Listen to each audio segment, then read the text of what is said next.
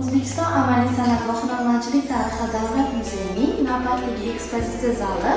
Bu zalda rus elchisi Aleksandr Polskining kutubxonasi joylashgan bo'lib, ushbu zalning kamin va shift qismi asl holicha saqlanib qolingan va davrlar davomida u restavratsiya orqali qayta tiklangan.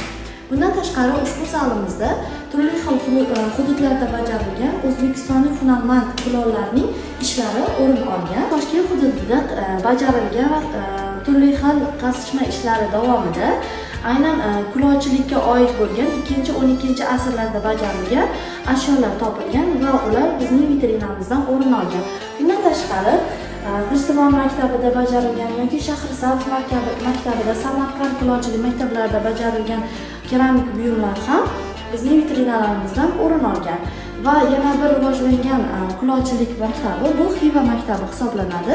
U yerda hunarmand Matchonov tomonidan turli xil kulolchilik buyumlari yaratilgan. Va yana bir mashhur kulolchilik maktabimiz bu Toshkent maktabi hisoblanadi va u yerda ham aynan Muhriddin Rahimovning asarlari o'rin olgan. Vodiy maktabida, aynan G'urumsaroy va Rishton maktablarida ham bajarilgan kulolchilik buyumlarimiz o'zining moviy ranglari bilan boshqa kulolchilik maktablaridan ajralib turadi.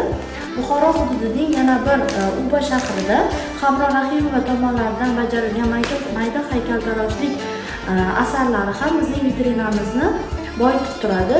Ushbu asarlar hushtaklar va bundan tashqari milliy an'analarimizni o'zida namoyon etgan mayda haykaltaroshlik buyumlari hisoblanadi.